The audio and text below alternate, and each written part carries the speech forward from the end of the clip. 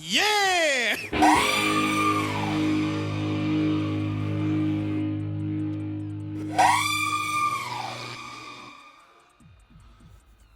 Back on the bench with Noisy Boy FPV. Just going to try and give you a demonstration today, guys. This is the Crossfire Nano Diversity Take 2. Beacon mode. I'm going to try and give you a practical demonstration. I have only actually got 7 satellites while I'm indoors, but that should be enough to trigger it. It's just, the system's just enabled. Yeah. That's interesting though, with beta flight now, when I was on 4.1 it never used to do it, but on 4.2 and 4.3 I've got my minimum satellites before arming set to 8 and it will arm on 6. So there's something going on there, but that's not a big deal. Right, beacon mode test. I've got my backup pack underneath the quad. Little 1S LiPo there.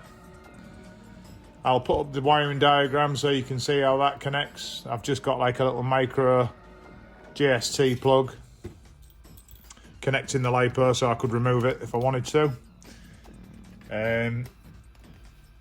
Hey up, we're picking up more 9 satellites then. That's not bad for indoors. Good GPS unit. The Maytech MQ8, brilliant little compact unit. It does have a magnometer on board, but I don't use it. It's not necessary for beta flight.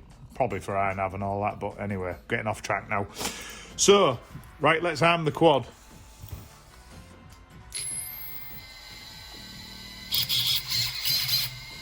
So, I've dropped the Crossfire unit output power down to 10 milliwatts because what we need to do here is try and simulate distance from the radio and the quad. So I'm just going to leave the room, all in the interest of science. Just bear with me one moment.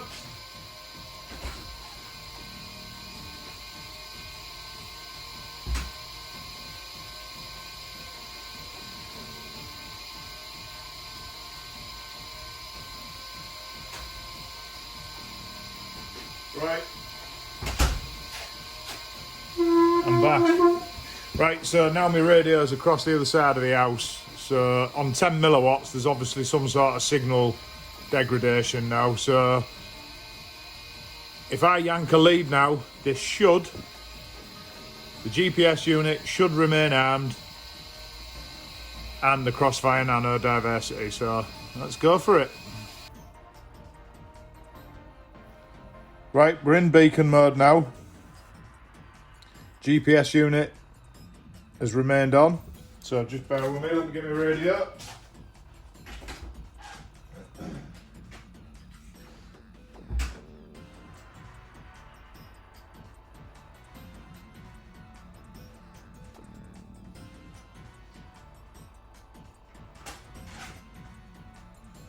Just bear with me a sec.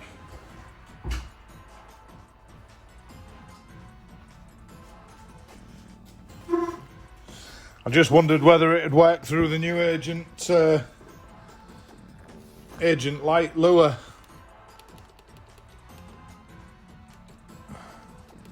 Have a look in general, is there anything there? Nah. So we're doing it through the module. I just thought I'd check that. A bit of a thought while I was wandering through there. Anyways, Crossfire unit, blinking red. Most of you has probably never seen that or even knew it did it. So what it's saying to us now, look, critical warning, receiver now running off internal battery, please choose option. So you can just toggle to the left, click the joystick, and the receiver will shut down. But we're assuming the quad's in the middle of a field. We're going to activate fan mode. That's it. Fan mode is activated. Now I'm showing now, it shows altitude, so you know if it's on the ground or not. I've got my latitude and longitude, and there is your signal strength. So signal strength is shown at, so it's gone off now, look, because it's pulsing, bear with me. So it'll only transmit its location for a certain amount of time. There we go, we've gone back up, look. Signal strength is like at 80-90%. Back to 0 again because it's pulsing. So what it's doing is conserving battery life of that little backup pack inside. So the Nano now, instead of it just remaining continually transmitting, I think it's 400 milliwatt.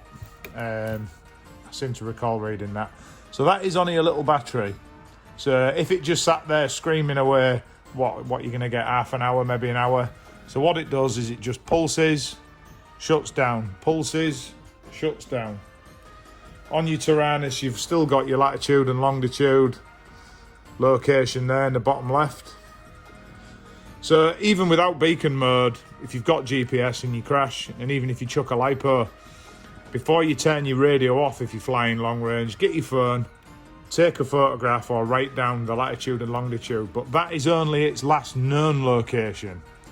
Beacon mode is giving you actual real-time location. So that's the benefit. Not only that, you've got your signal strength as an indicator. So if I walk away from the quad, the signal strength is going to plummet massively. So again, signal strength has gone back down. Oh no, we're back up to 90 odd, look. So just wait for that to trip off again. It'll stop transmitting in a second and go back to 0. You wait for that. Here we go. 3, 2, 1. Go on. It must be 20 seconds. Something like that. Come on. Trip back off. Don't make me to be a liar. You what? As soon as I move, it'll do it.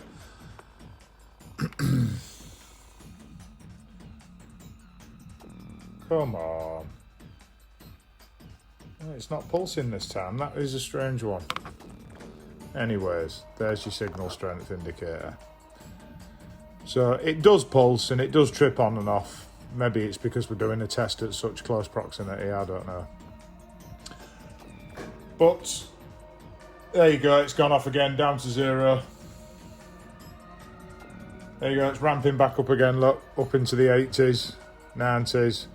So that's basically all it does is transmit, cease transmission, transmit, stop transmission. So that is a cool feature. Hours and hours and hours of transmission capability because it's transmitting on and off like that to conserve battery power. So if you want to get out of beacon mode, simply power up, wait for telemetry to be recovered,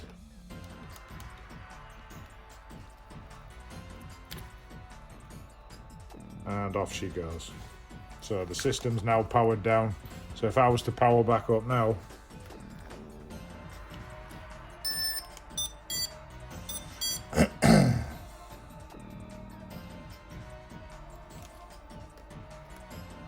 oh, I'm still in fan mode.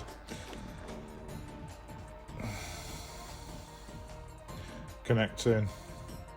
So it won't connect, look, because we're in fan mode. Fan mode, inactive. There we go. We're back online. Back with telemetry on the radio.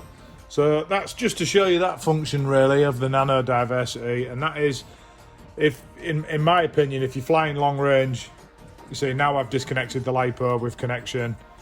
It's not remain powered, but that's because we're so close to the radio. Obviously, it's not lost. It's 6 inches away. But yeah, that is a cool feature. If you're flying long range, that is a feature of the nano diversity that really, in all fairness, you can't afford. The extra cost, it's an expensive receiver. It's 60 quid nearly in the UK. But compare that cost to losing your quad. You know, you've got a GoPro on there, all your gear, not to mention your time and toil and tuning and building. And, you know, losing a quad ain't going to be fun. I've not done it yet, touch wood. I hope it never does happen. But if you're flying long range, then, yeah, that's what you want. You want the nano diversity and all its extra little functions and tricks. Now, there is FLAM on there and other features, but you've got to pay for FLAM. I'll tell you what would be interesting, though. I wonder if the nano diversity or the protocol that's on board of that may well become Crossfire's TBS's remote ID, because it gives its known location back to the radio. So I wonder if the TBS guys are quietly working on that one, and maybe they can bring that functionality to, you know, another version of the receiver. So anyway, that remains to be seen. But as of yet, it's not happening in the UK. There doesn't seem to be any talk of that, so let's hope it stays that way. But yeah, that's just to show you that feature, really. If I can be of assistance to anybody in any way, shape or form, setting up the nano diversity is a doddle, as is any other Crossfire receiver, in all fairness. So, but I don't mind helping people. I've helped a few people through my channel with various aspects of the hobby. If you've got any questions, if I can offer any guidance, or if you want to get this going, I'll pop up a circuit diagram and you can see where the backup power attaches, and it's a great little feature. So once again, the Crossfire guys just keep stacking up functionality and features, and let's hope they remain to do so. So keep up the good work, guys. So that was it really for this one. Noisy Boy signing out. Yeah!